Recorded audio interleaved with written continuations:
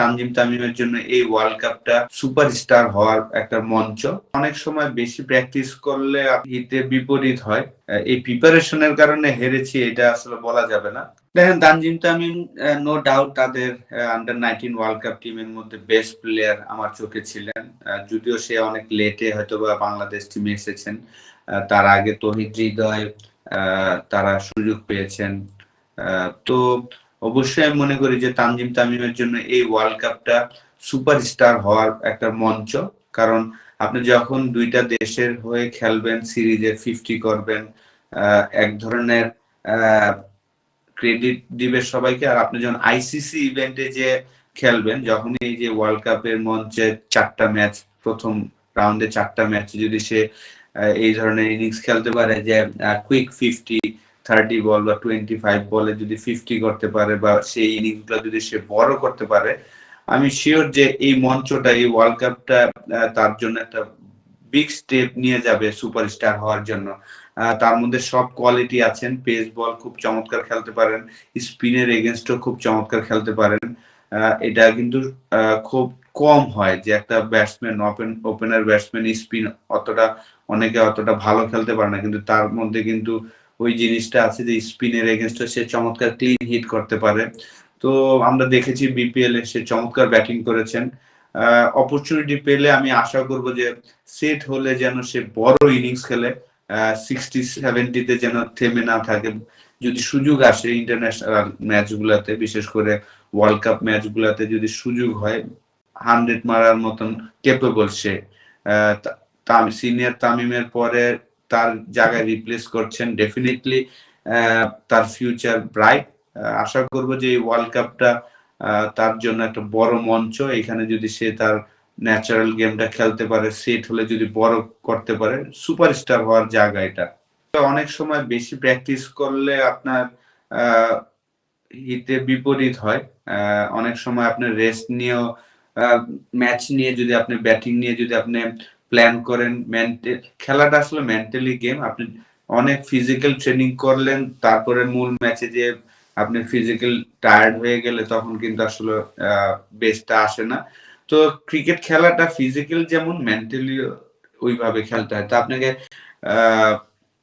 World কাপে যখন যাব, ওইটা কিন্তু আলাদা একটা খেলা। পুরা 20টা দেশ কিন্তু ফোকাস করবে। এখন আমরা যেমন আমেরিকার সাথে খেলছি, বাংলাদেশ আর আমেরিকা এই 2 দেশ কিন্তু ফোকাস।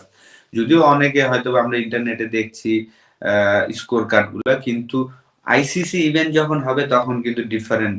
পুরো ওয়ার্ল্ড তাকিয়ে থাকবে, বিশেষ করে যারা ক্রিকেট খেলে থাকেন তারা। তো সেই কারণে ওই জায়গায় আপনাকে মেন্টালি স্ট্রং হইতে হবে। প্র্যাকটিস তো করবেনই।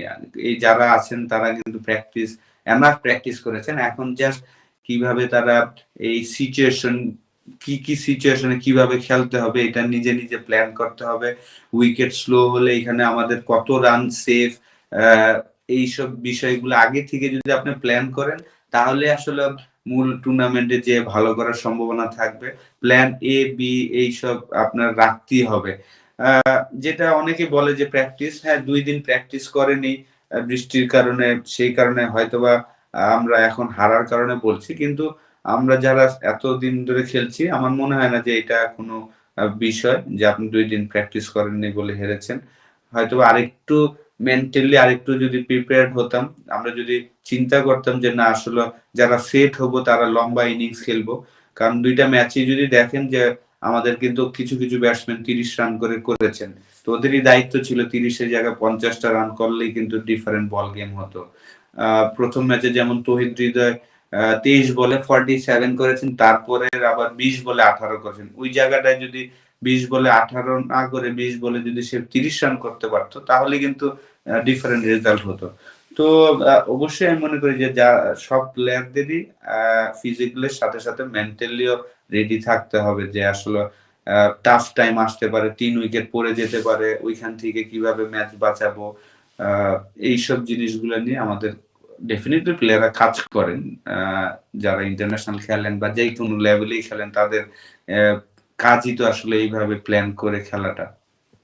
প্রথম 2টা ম্যাচে আমরা যেভাবে চেয়েছি সেভাবে হয়তোবা প্রিপারেশনটা নিতে পারিনি। বৃষ্টি হওয়ার কারণে ওইভাবে প্রিপারেশন নিতে পারিনি এবং প্রথম ২ টা ম্যাচে আমার কাছে মনে হয়েছে যে একটু লাইটলিও নিয়েছি আমরা। বিশেষ করে ১ম ম্যাচটা আমরা লাইটলি নিয়েছিলাম। 2nd ম্যাচটাও আ যেই পজিশনে ছিলাম ওইখান থেকে আসলে আমাদের এই প্রিপারেশন এর কারণে হেরেছি এটা আসলে বলা যাবে না। কারণ আমরা টেস্ট নেশন হিসেবে খেলছি। আ এবং আমাদের এখানে নাম্বার 1 অলরাউন্ডার আছেন। লাস্ট ১৪-১৫ বছর ধরে আছেন আ সাকিব আল হাসান। তো এই ধরনের প্লেয়াররা থাকার পরে আসলে এই প্র্যাকটিস করতে পারিনি এগুলা তো বলা যাবে না।